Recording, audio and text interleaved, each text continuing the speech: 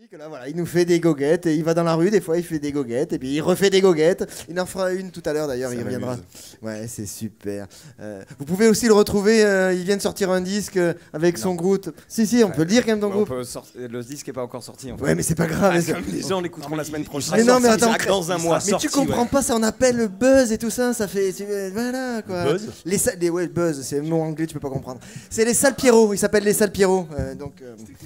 Ouais, non, mais laisse tomber, attends, je suis trop fort moi en langage Jones. Alors, elle est enfin revenue avant de repartir bientôt au Rwanda. C'est notre journaliste rural, Pétula. Et bonjour Christophe. Bonjour Salut. Pétula. Bonjour le public, coucou. Donc bonjour. Ah, ça fait envie, hein. Ouais, ça fait envie. Alors je suis hyper flattée, non mais franchement, je vous le dis, je suis hyper flattée que vous m'ayez invitée pour vous parler de mon expérience en tant qu'un grand reporter de la guerre. C'est une reconnaissance qui me touche profondément. Hein. Comment ? Non, rien. Ça me touche, quoi. Oui, bah oui. Donc moi, c'est Pétula. Bonjour tout le monde, avec un P comme pétasse. Et donc dans la vie, je fais journaliste. En fait, c'est plutôt le journalisme qui m'a choisi. Ça a vraiment été la passion de la flamme qui m'anime avec la presse, quoi. Donc moi, c'est un peu comme vous, Christophe. Vous voyez, la vocation de grand reporter, elle est née quand j'étais gosse, quoi, dans les couches culottes. Vous, à 13 ans, vous aviez une demi-molle en matin le JT à Claire Chazal. Ben moi, j'avais super chaud en regardant les interviews à PPDA, quoi, vous voyez. Donc c'est grâce à eux. Oui, voilà, je peux le dire, à ces grands reporters de la guerre, là, à ces hommes avec des couilles, vous voyez, Jean-Pierre Pernaut, David Pujadas, Audrey Pulvar, Lara Croft, Cyril Hanouna, Roselyne Bachelot. C'est grâce à eux que j'ai eu le déclic, quoi. Je me suis dit, je veux faire comme BHL, Christophe. Qu'on me voit mes tétons sous ma chemise transparente au milieu des bombes et du sang de la Libye, de la Yougoslavie, de l'Ukraine. Avoir la classe, quoi. Avoir du courage, comme ces journalistes qui ont osé pénétrer sous la tente de Kadhafi dans les jardins de l'Élysée. Oh, Sainte Mère de Dieu, courage qu'ils ont eu, franchement, hallucinant, quoi. Bon, ensuite, entre le rêve et la pratique, ce fut le grand écart, vous en doutez bien. Donc, un grand écart à te faire gercer les cuisses, quoi. Ben ouais, je m'appelle pas Pétula Drucker, donc tout de suite, ça a été plus le bordel. Enfin, après que papa ait fait un gros chèque pour que j'intègre une école de journaliste et que maman ait couché avec un ex devenu reporter à 30 millions d'amis, eh bien, j'ai eu mon premier stage, j'ai fait les écoles et tout, j'ai eu le diplôme, voilà. Et comme je suis prête à tout pour y arriver, même à tout avaler, ben, j'ai eu pas mal d'expérience. Alors, vous, le public, là, est-ce que vous connaissez Moto Magazine ? Non ? Bon, c'est super famous. Hein. Bon, là, Moto Magazine, moi, je posais à poil sur le pot d'échappement. Vous connaissez Maison et Travaux Magazine ? Non, bon, j'enfilais des perles. Hein. Bois Magazine, Clou Magazine, Fer à souder Magazine, ça vous dit quelque chose ? Putain, rien. Tu m'étonnes que la presse, elle soit à la dèche, quoi. Franchement, il faut vous mettre à la lecture, les gauchos, là. Hein, Bon, ensuite, je suis passée par Pêche Magazine, Le Chasseur Français, où je me suis fait beaucoup tirer. La Paix Magazine, Jardin Magazine, Outils de Jardin Magazine. Un petit passage à l'Express Magazine, où j'ai fait 250 cafés en 12 jours. Hop, hop, hop. Ah ouais, j'ai fait Cheval Magazine, où j'ai testé l'asticot du canasson. Oui, j'ai mal magazine.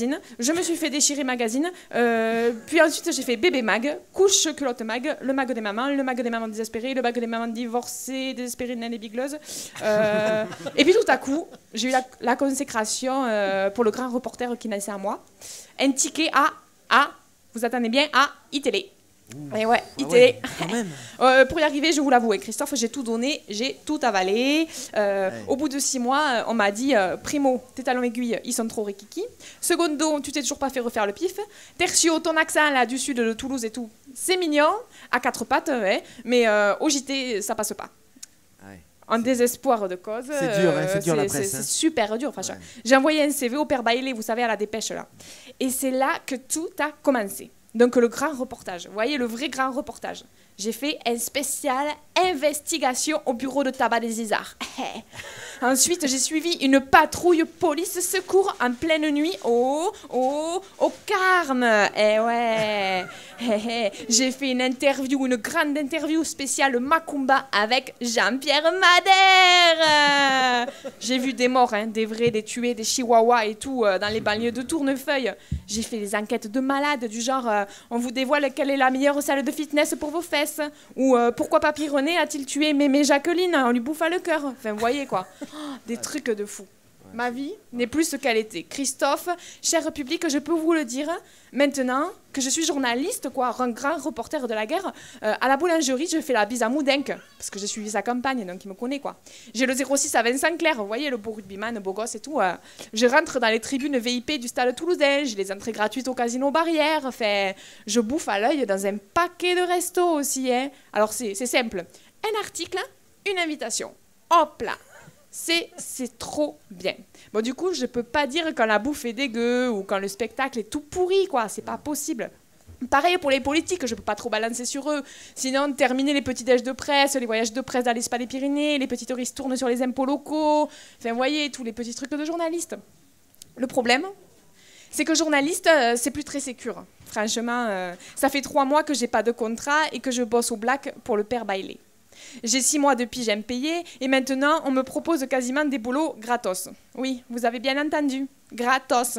Parce qu'ils trouvent que c'est tellement génial d'avoir son nom sur un journal qu'il ne faut pas en plus demander un salaire. Hein. Il ne faut pas abuser, quoi. Alors de temps en temps, je vous le confie, parce que bon, l'émission on peut se confier, pour arrondir les fins de mois, eh bien, je vais dans les bars et j'aguiche le mal. Bon, ça ne me change pas trop, hein. Au final, journaliste ou putain, c'est un peu la même chose. On commence par lécher les boules et on finit toujours par se faire prendre par derrière. Voilà, on peut remercier Pétula pour son analyse brillante du métier de journaliste.